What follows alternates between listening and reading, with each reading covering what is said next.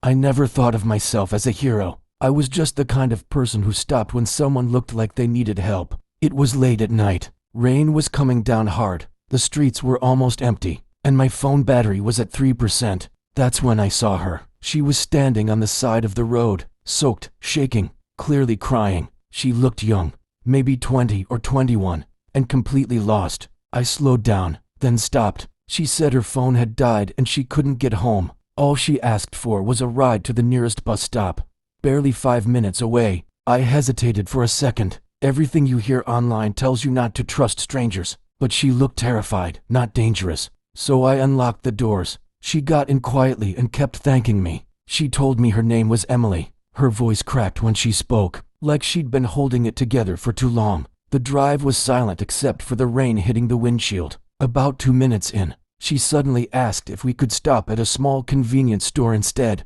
She said she needed to use the bathroom and borrow a charger for her phone. It didn't seem like a big deal. I pulled over. She jumped out quickly, thanked me again, and ran inside. I waited in the car. 5 minutes passed, then 10. I checked the store. Lights were on, but she wasn't coming back. I figured maybe she found another ride or called someone. I didn't want to be creepy, so after a few more minutes, I left. I thought that was the end of it. I was wrong. The next afternoon, there was a knock at my door. 2 police officers stood outside. They asked for my name. Then they asked if I owned a silver sedan. My stomach dropped. They told me a woman had reported being abducted the night before. She claimed a man matching my description forced her into his car. I couldn't even speak for a second. I told them everything. Where I found her, what she asked for, the convenience store. They listened quietly. Then one officer said something I'll never forget. She used the store's phone to call the police, and left out the part where she asked you for help.